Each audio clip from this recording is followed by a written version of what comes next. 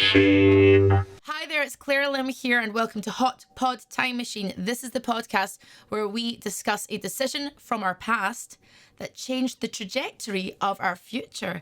And I'm very happy in this episode we have the wonderful, it's Stephanie Panisello. Hello, Stephanie.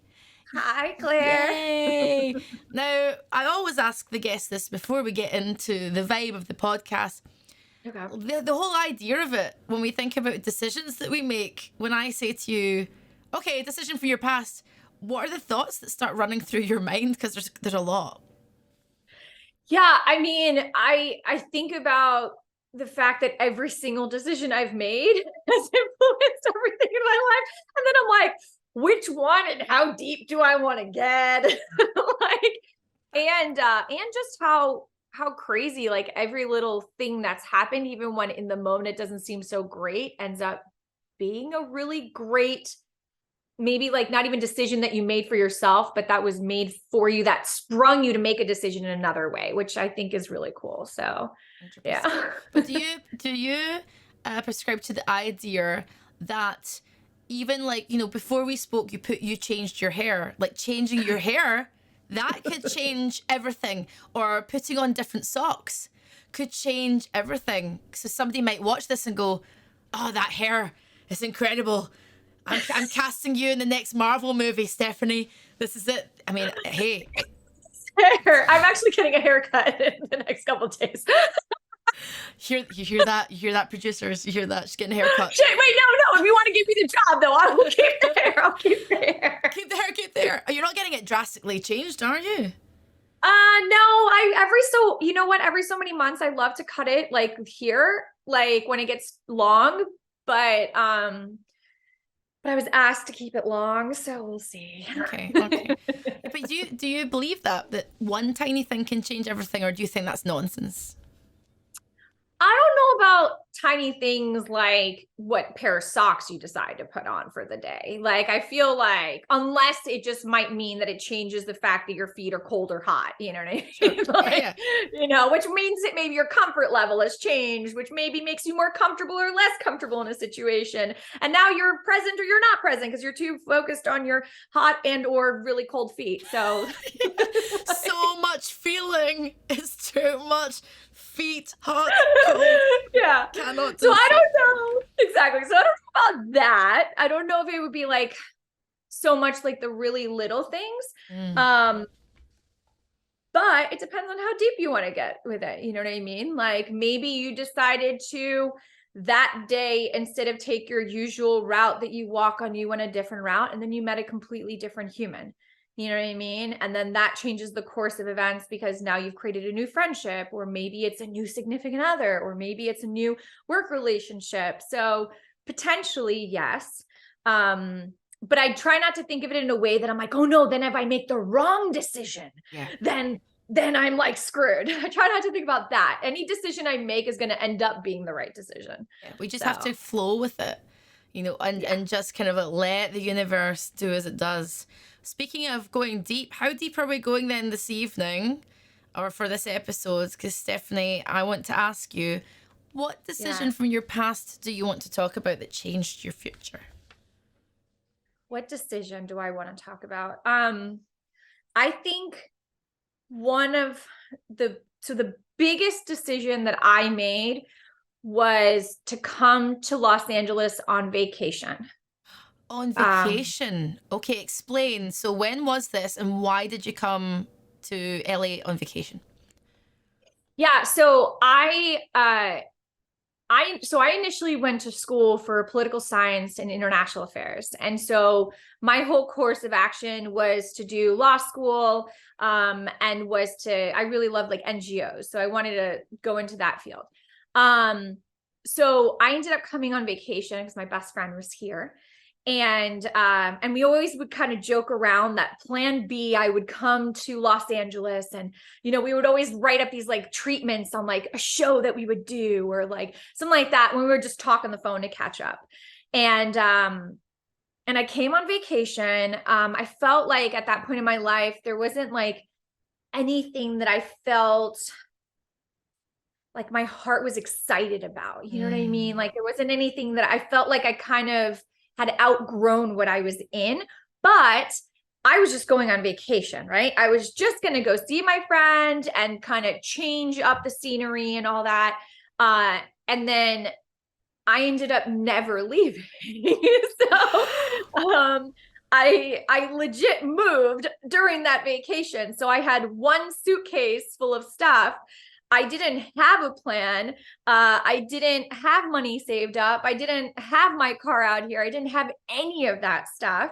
Whoa. Um, yeah, it was a big deal. So, and I was very lucky that I also had my I have like amazing parents that are very supportive, and my mom was like, "Hey honey, while you're there, I think you should try acting."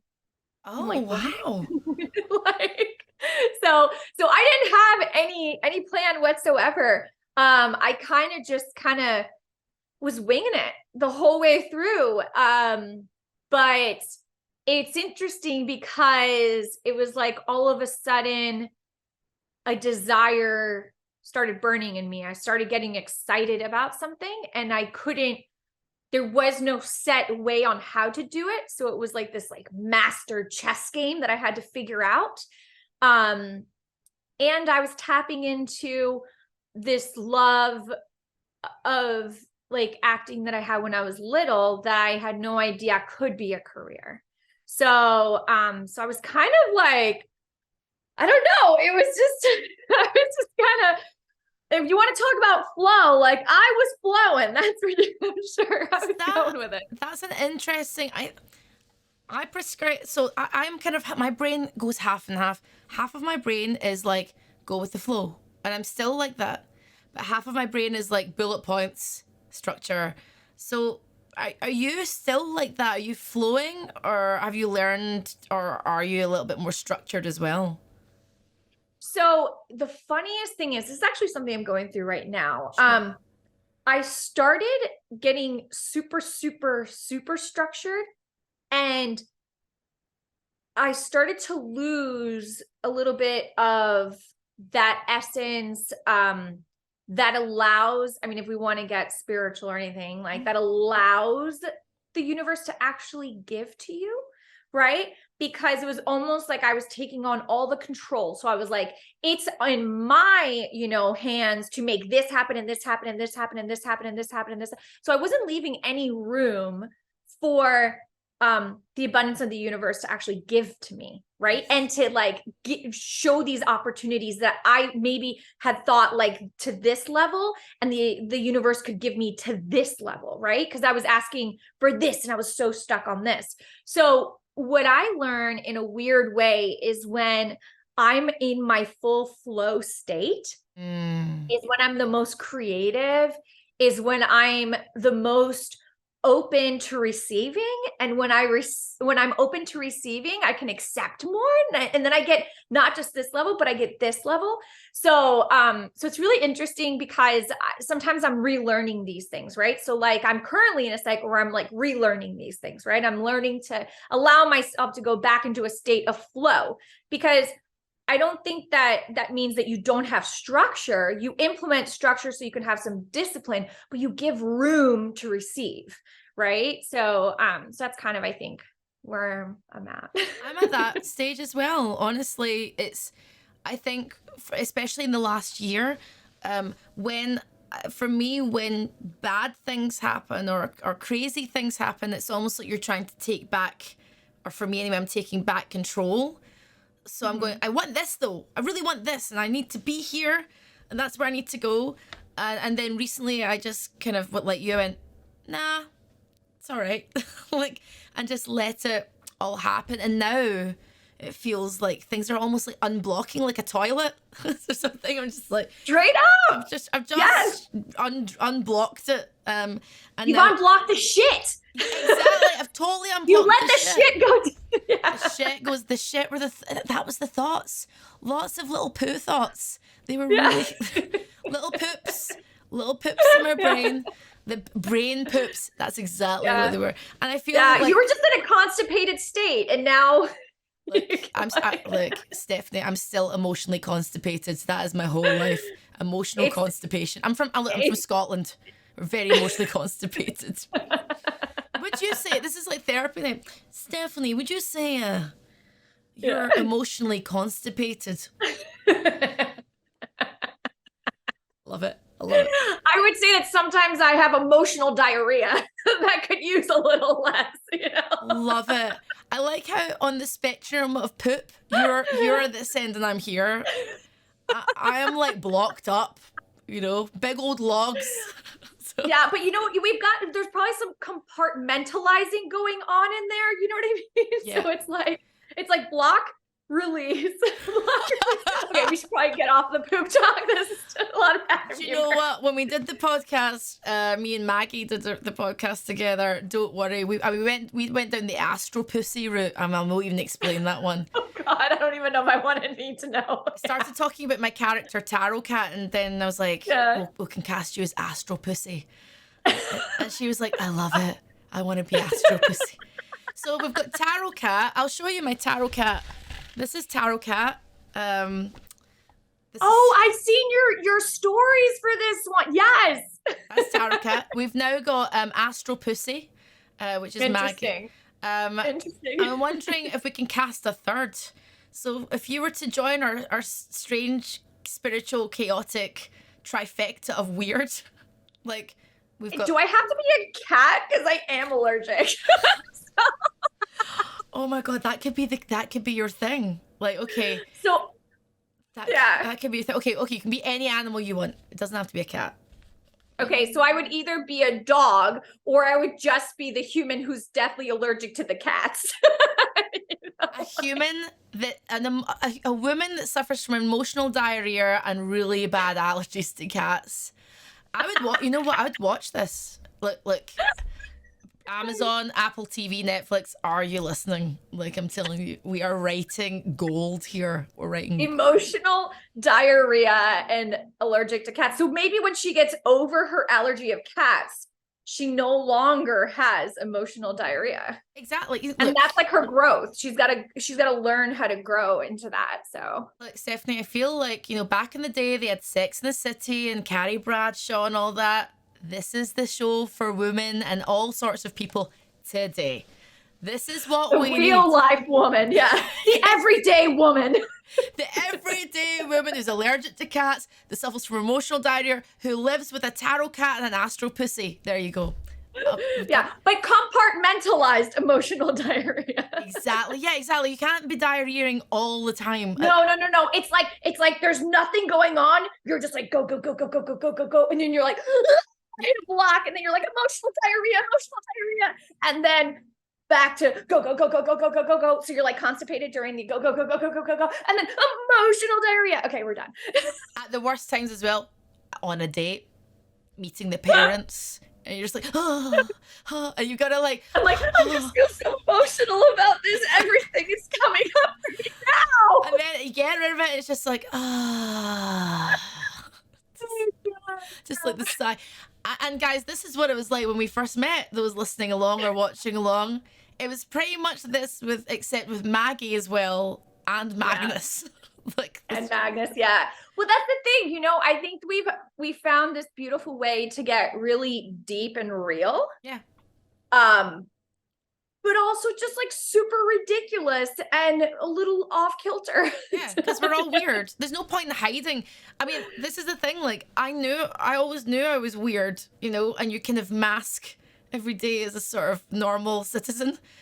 But now I'm older. I love how you say you're a normal citizen. I never even think of myself as a citizen, but yes, you were right. I'm a normal citizen. I mean, look, I got a cat mask. I mean, Jesus. I'm a 39-year-old woman that dresses up as a mystical cat. Come on. Like, I'm weird. But now I don't hide it. Do you feel the same, Stephanie? Or were you always like this when you were younger? Or do you feel like you completely let it go now? Okay, so I was actually always like weird. So I don't know how far this will go and who will see this, but people that grew up with me can can probably vouch to this. I always was my own person, always. So now it's really great to say as an adult, because you're like, yeah, go for you. Like little girl, little Stephanie knew exactly who she was and and all this stuff. Growing up, that was difficult because kids didn't like if you were comfortable with who you were. So I definitely got picked on a lot and got made fun of, but I was just always myself. Like it was like, I was that little kid who, like, I had a morning announcement show, and I had my own segment on the show because it was all live and it was all on screen, you know, and I had this whole segment called the Art Girl, where I used to wear a French beret because I thought that would make me look more artistic somehow and maybe taken more seriously. That's so cute. It's like, and I would talk about art, you know what I mean? And I was like, I used to get in like different art, things of art from kids like kindergarten through 5th grade. And I would show it on the show and I would explain, I'd be like, oh, I really love the use of color here, really expresses the emotion of da-da. If you look at the lines, we've got these like sharp lines, which I think, you know, and I would get like so passionate and like, and then I would talk about, you know, art is not just 2-dimensional. It's also music and it's also da-da. I would get so into it. And like, I got made fun of like no other, but I never stopped being who I am. Was it the harder route to do at times? Yes. But it's so funny because as an adult, I got a lot of like almost a lot of admiration from people that were like, hey, I really admired how you always knew who you were since you were little. Yeah. You know what I mean? And like, that's a big deal. Because I think as an adult is when I started to forget, you know? Yeah, you did. A lot of people do. I was quite similar, but then I would pull back sometimes because I got so bullied. But I would always speak my mind, and I still am like that now. And I would always say, well, that I don't like that, or why are you doing this? And I would try and I would be weird, and I would dance in the class and take the piss out of things. And like I always like to push the boundaries, a little bit of rules as well, because I don't like rules. Yeah.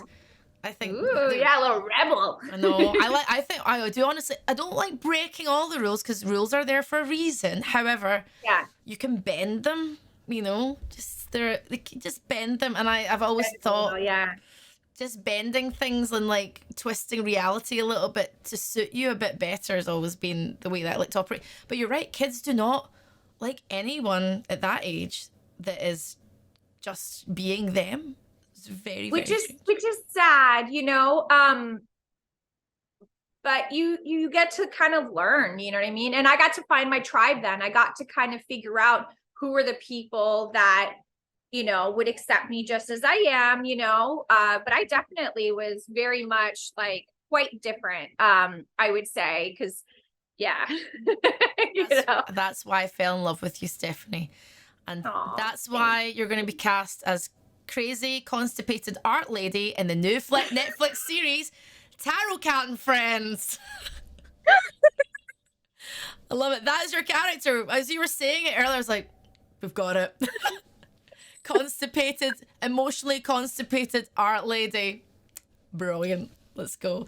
And you get it all out through the art. It's all through the art. It's gonna be I mean, it's all out. Even if it's a stick person, you're like, oh my God, I'm really feeling the stick person right now. Oh my God, yeah, like you're really feeling it through the art.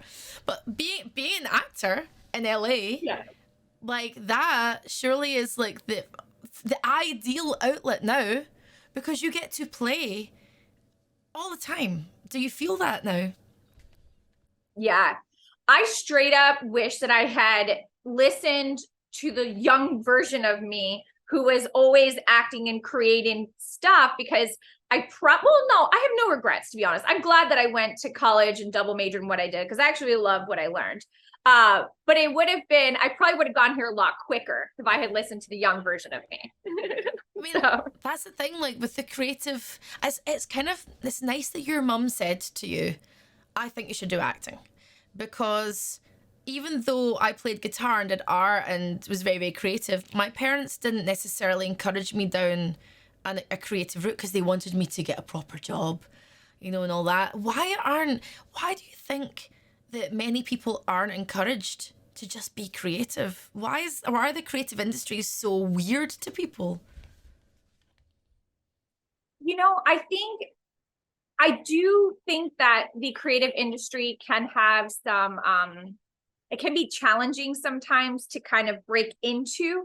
So I think that sometimes adults are a little bit afraid of pushing that. I also do think that it's because there was less opportunity and less know-how on how to, from like older generations. So like, even for me, when I went to school, like I just thought that some people just somehow became famous and were actors. That was it. I had no idea how it happened. I didn't know how to achieve it. And the truth is there's not really a set way on how to achieve it either. So like, No, there's not.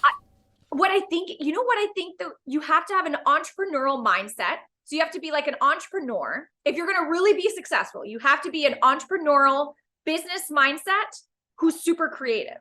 Yes. So if you have that mix, those are the people that make it, but I think that's maybe the fear is just that, there never was those opportunities back then. There was no way to love what you do and be creative and get to be in your, like, we'll say like your whole child essence, like to actually get to do that. So I think that's what it is. And it stems from fear. You know what I mean? There's a fear of, someone not getting to do that, but it's not because I don't think our parents wanted the best for us. I think just, they didn't know what could be the best for us with the opportunities available. So, yeah. So I even think about, like, now I've got lots of friends who are in their like late 30s, straight into their 40s, some in their 50s, who went down the normal route of the 2.4 kids and all of that kind of thing. And I look at that. 0.4, by the way. What was that? How's the 0.4 child work? I don't know. Like, it's that phrase. What's the point? Okay, 2.4 kids, right? You got 2 kids.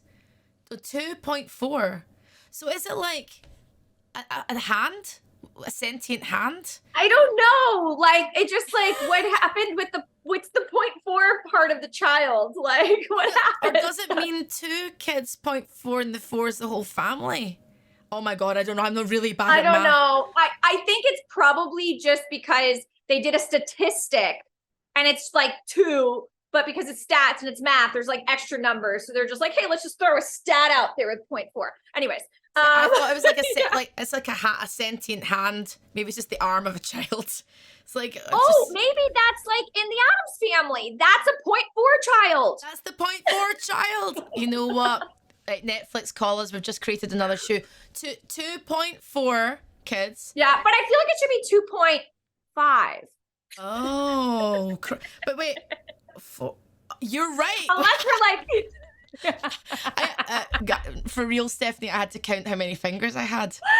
I was like, well, you can check 4 fingers, and I guess if your thumb, if you want to count it, but you got digits. Yeah, exactly. I was literally looking at my hand going, she's really confused me, you guys. Really? 2.5. I was like, oh, I've got 5, you guys. Oh my God. Do you know what? This could be a really great learning podcast for children. I think we would make really good weird kids TV presenters. I think we could do it. Like, we've already got a character. You're crazy art lady. Oh my God. I'm telling you, we need to pitch this. We need to pitch it. When I get to LA, we're pitching it. So we're pitching it. I don't know where, but we're just gonna pitch it. So do you just appear with the mask? I'll turn up with the mask. You turn up with your beret, right? You do that, and then I don't know where we're gonna go. Maybe we'll just stand outside the offices of Netflix and just go, yeah, yo. I don't know how you pitch something. Yo, Netflix. Yo, Netflix, I got my girl Stephanie here, yo, Stephanie, sell it to them, yo. You're just like, so this is a drawing of a stick person. So do you feel the use of color in this? The line sequences, do you feel the anger? It's like they took that crayon and really went into that paper. And I'm just shaking people as they come out, go, I'm telling you, yo, do you feel this, yo? Do you feel this? And they're like, oh, yeah, I feel it, yeah. Cool. Give me a show, yo. Give me a show. And they're like, okay. I'm telling you, it's going to be good. We're going to take over LA. We're taking over LA. That's it. Yeah. Sorry, it's been derailed. I knew this would happen because it happened with Maggie. I knew it was going to happen with you. I'm back. Seen, unseen. Yes. Seen. So back to this decision you've made. Let's look back at this now. We're sitting here together doing a ridiculous podcast talking about tarot cats and art ladies. You know, you're coming to like the UK to do cons. You know, you're getting to do all these cool jobs. You know, Claire Redfield and Resident Evil 2 Remake, and lots of other things as well that we haven't talked about. I mean, how has this really changed you? Not just in a job sense, not just in work, but in a soul sense. How do you feel this has really changed you? This whole decision. Oh, this decision. Honestly, I think it was the best decision of my life. Like, it straight up was the best decision of my life. I would be on an extremely different path if I had not decided to come on vacation and not just listen to my mom and been like, oh, okay, I'll try it. You know, I don't know what I would be doing, to be honest. I would maybe work for an NGO. I was back in, you know, in South Florida at the time. I feel like I honestly don't know. I would probably I have no idea. Wow. I don't know if I would be myself. I mean, I would be myself, but I don't think I would have ever tapped into my full potential because I would have been trying to get into a box that I never enjoyed getting into, you know? So then I really don't think I would have been able to be me. It sounds weird, but It's so weird to think of that sliding doors moment, you know? And there's some other parallel, I can never say the word parallel. Parallel, yeah. Parallel. In some other parallel universe, there is another Stephanie that is maybe still in Florida, you know, like working for some huge company with 2.4 kids. One of them's a hand. It's just a little pet hand that you feed, like, you know, potato chips. Now and again. I don't know why I feel that's like my child. They like salty snacks. That sounds like my kid. Yes. How does the hand child eat food? How does it eat?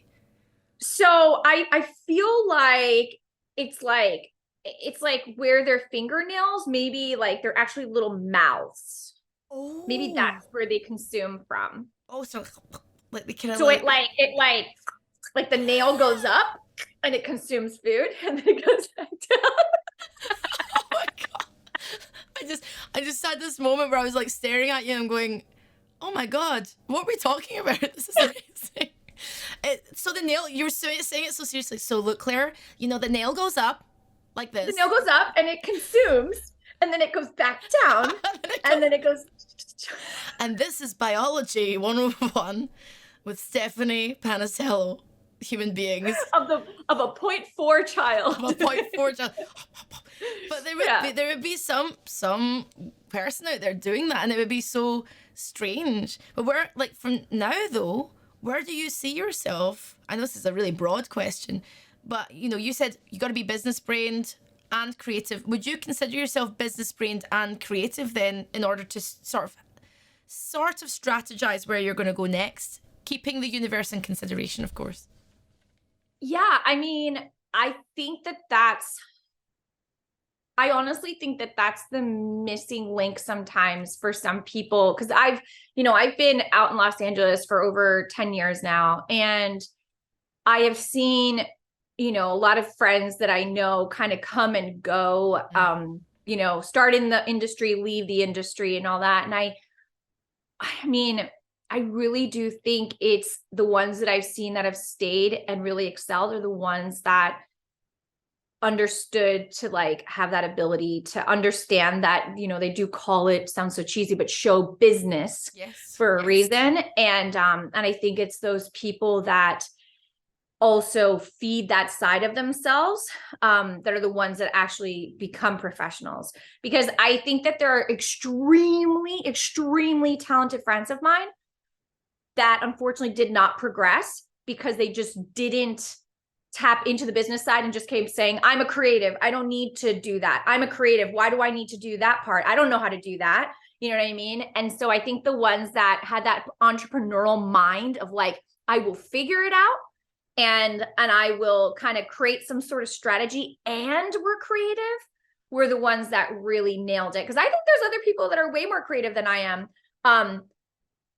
But I was able to also harness the other parts, you know? And so I do think it's super important. I really do think it's the sweet sauce, you know, that really helps people become, you know, professional and continue, and those that don't. So I actually really embrace the business side of things because it means you don't get preyed upon. You know, you understand where you're sitting, where you're at. Otherwise, people can take advantage of you, especially in this business.